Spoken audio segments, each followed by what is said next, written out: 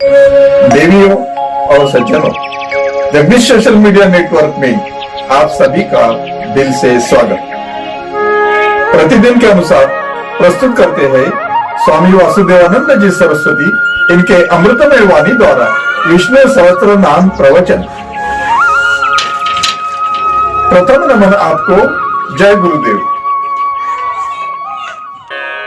श्री विष्णु सहस्त्रनाम ज्ञान यज्ञ प्रवचन क्रमांक 286, श्लोक क्रमांक 42 और नाम क्रमांक 270। ओम त्र्यंबकं यजामहे सुगंधिं पुष्टिवर्धनम् उर्वारुकमिव बन्धनान् मृत्युर्मुक्षीयमामृतात्। समस्त जन कल्याणे निरतं करुणामयम् नमामि चिन्मयं देवं सद्गुरुं ब्रह्मविद्वरम् शान्ताकारं भुजगशयनं पद्मनाभं सुरेशं विश्वाधारं गगनसदृशं मेघवर्णं शुभांगं लक्ष्मीकान्तं कमलनयनं योगिभिर्ध्यानगम्यं वन्दे विष्णुं भवभयहरं सर्वलोकैकनाथं। सुभुजो दुर्धरो वाग्मी महेन्द्रो वसुदो वसुः नैकरूपो बृहद्रूपः क्षिपिविष्टः प्रकाशनः। ओम वसवे नमः। ओम तत्सत्। भगवान ने हमें जो कुछ भी धन दिया है ना, वह धन परमात्मा से भिन्न नहीं है। अर्थात धन के रूप में भी वही है। अब भीष्माचार्य जी महाराज उस परमात्मा को वसु नाम से कहते हैं। वसु माने धन रूप। यहां पर आचार्य श्री वसु नाम के 3 अर्थ करते हैं। उनमें से प्रथम अर्थ यह है कि दीयमानम तद वसु अपि स एव इति वा वसु। दिया जाने वाला वसु माने धन भी वे ही है, इसलिए उन्हें वसु कहते हैं। वसु का अर्थ धन है और वह धन परमात्मा हमें मुक्त हस्त से प्रदान करता है। यह हमने पिछले नाम में वसुधा में देखा है, उस पर चिंतन किया है। अब कहते हैं कि वह वसु परमात्मा ही है। इस संसार में हमें जो कुछ दृश्य जगत दिखाई देता है ना, वह परमात्मा ही है। यह सर्व लक्ष्मी नारायण ही नटा हुआ है। इसलिए हमारे सभी संतों ने इस जगत को परमात्मामय देखा है। सिया राममय सब जग जानी, करहु प्रणाम जोरि जुग पानी। विठ्ठल जड़ी स्थली भरलारिता, ठाव नाही उरला। कहने का तात्पर्य पूरा संसार परमात्मामय है। दृश्यादृश्य विवेक में आचार्य कहते हैं, दृग्दृश्य विवेक में बहुत सुंदर दृग्दृश्य विवेक नाम का ग्रंथ है, छोटा है, प्रकरण ग्रंथ है। और छोटे ग्रंथ में उन्होंने बहुत बड़ी बड़ी बातें की है। उन्होंने कहा, अस्ति भाति प्रियम नाम रूप इति अंश पंचकम, आद्यत्रयं ब्रह्म रूपम माया रूपम ततोद्वयम्। इसमें अस्ति, भाति, प्रिय ये तीन स्वरूप परमात्मा के हैं। नाम और रूप ये दो स्वरूप ना लक्ष्मी अर्थात माया के हैं। भगवान इस प्रपंच में इन प्रपंच रूप में विहार करते हैं। बस ये पांच का ही स्वरूप है। पूरा संसार जो है ना ये पंच महाभूतों का ही एक प्रकार है, एक खेल है। इन पांचों का सर्वत्र दर्शन होता है, ऐसा वसु नाम का एक अर्थ है। सर्वत्र परमात्मा ही परमात्मा छाया हुआ है।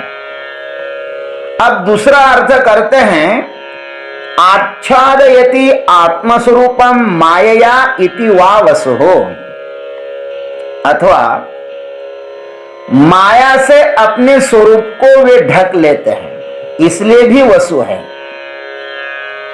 इस प्रपंच में भगवान ने अपने आप को ढका हुआ है। जो परम धन परमात्मा है ना, उसने अपने आप को ढक लिया है, माया के द्वारा ढक लिया है अपने आप को उन्होंने। माया का स्वरूप क्या है उसे भागवतकार कहते हैं, ऋते अर्थम यत् प्रतीयेत न प्रतीयेत चात्मनि तद्विद्यादात्मनो मायां यथा भासो यथा तमः। 2:9-33। वास्तव में न होने पर भी यह अनिर्वचनीय संसार मेरे अतिरिक्त मुझ परमात्मा में वैसा ही दिखाई देता है जैसे दृष्टि दोष के कारण दो चंद्रमा प्रतीत होते हैं। चंद्रमा है तो एक ही, लेकिन दिखाई देते हैं दो।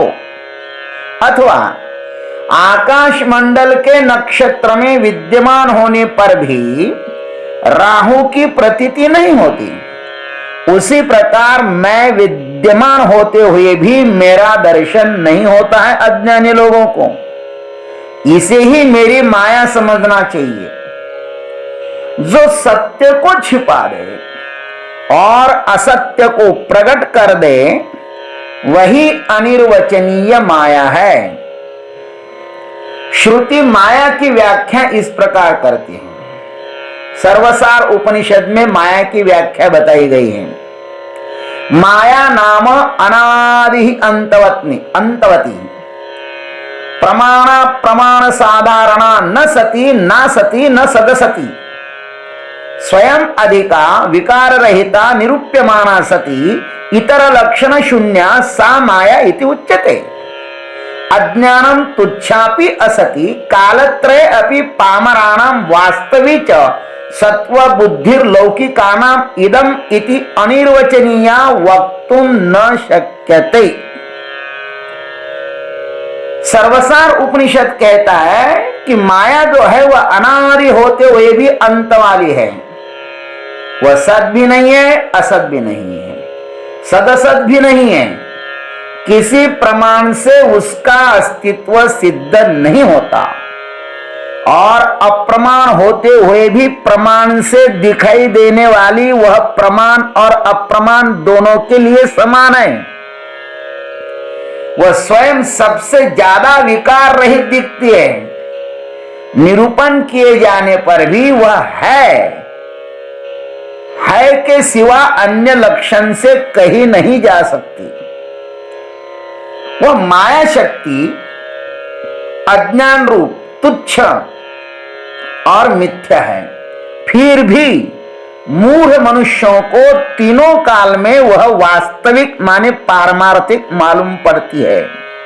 इसलिए माया में यह ऐसा ही है, इस प्रकार स्पष्टतया नहीं कहा जा सकता। गोस्वामी जी ने भी माया का वर्णन इस प्रकार से ही किया है। मैं अरु मोर तोरत माया जेहि बस की में जीवन काया गो चरे जह लगी मन जाई सो सब माया जानहु भाई। बाबा जी लिखते कि माया किस प्रकार है।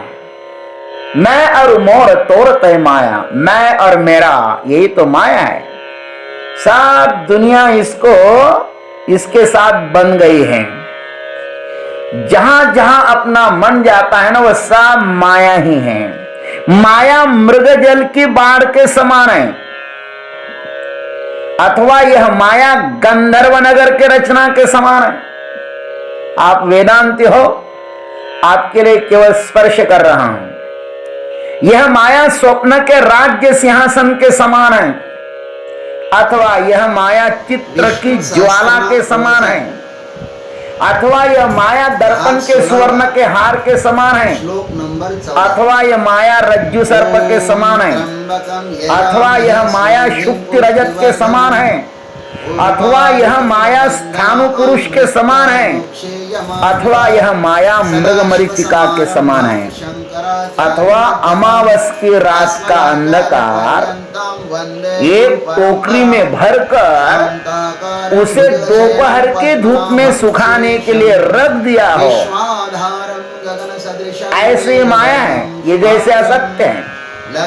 अथवा पंगु व्यक्ति अंतरिक्ष में दौड़कर गया और उसने आकाश का छिलका उतारकर उसमें वायु को चिरकर उसका एक टुकड़ा बांधकर ले आया। सच है क्या ये? नहीं है, माया ऐसी है। अथवा कोई एक वंध्या पुत्र मृगजल की नदी में शुक्ति रजत के पात्र में रात को मछलियां पकड़ रहा हो। सत्य है क्या? नहीं है। अथवा सांप के पैर किसी ने बालू की रस्सी से बांध दिए हो। सच है क्या ये? सांप को पैर होते ही नहीं। अथवा किसी ने दिए के रंग से चित्र के वस्त्र को रंगा लिया हो। शक्य है क्या ये? अथवा वड़वानल की अग्नि में कौवे बड़े आनंद के साथ खेल रहे हो। अथवा मच्छर ने कल्पांत बिजली को निगल लिया हो। ये बातें जितनी झूठ है, माया भी उतनी ही झूठ है। तो भी अज्ञानी जीव माया में फंसते हैं, यही एक बड़ा आश्चर्य है। गीता जी में भगवान ने कहा है, नाहं प्रकाशः सर्वस्य योग माया समावृतः मूढ़ो यम नाभिजानाति लोको मामजमव्ययम्। जो मूढ़ लोग है, अनधिकारी है, उनके सामने परमात्मा प्रकट नहीं होते, क्योंकि मूढ़ों के सामने प्रकट होना निरर्थक ही है। ये दूसरा अर्थ किया वसु का। अब तीसरा अर्थ करते हैं, अंतरिक्ष एव वसति न अन्यत्र इति असाधारणेन वसनेन वायुर्वा वसुः वसुरंतरिक्षस्सत्। भाष्यकार भी लिखते हैं, अथवा परमात्मा अंतरिक्ष में ही बसते हैं, अन्यत्र नहीं।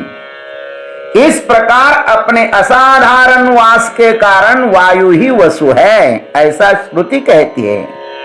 वसुहु अंतरिक्षसत्।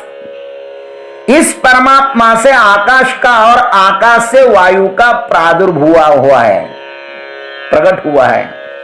एतस्मादात्मनः आकाशः सम्भूतः आकाशाद् वायुः।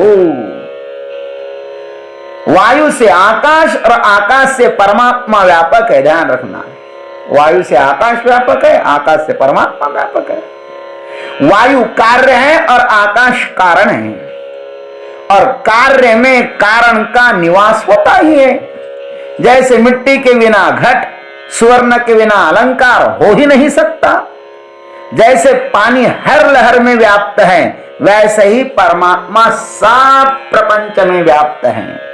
भगवान ने गीता जी में स्पष्ट ही कहा है, यथाकाश स्थितो नित्यं वायु सर्वत्र गो महान तथा सर्वाणि भूतानि मत स्थानी इति उपधारय। जैसे सर्वत्र गमन करने वाली महान वायु सदा ही आकाश में स्थित है, वैसे ही समस्त प्राणी भगवान कहते हैं मेरे में स्थित है, ऐसा समझ लो। इस प्रकार आचार्य श्री ने वसु नाम के 3 अर्थ किए हैं। पुराणों में भी 8 वसुओं का वर्णन आया है। 8 वसुओं का वर्णन आया है।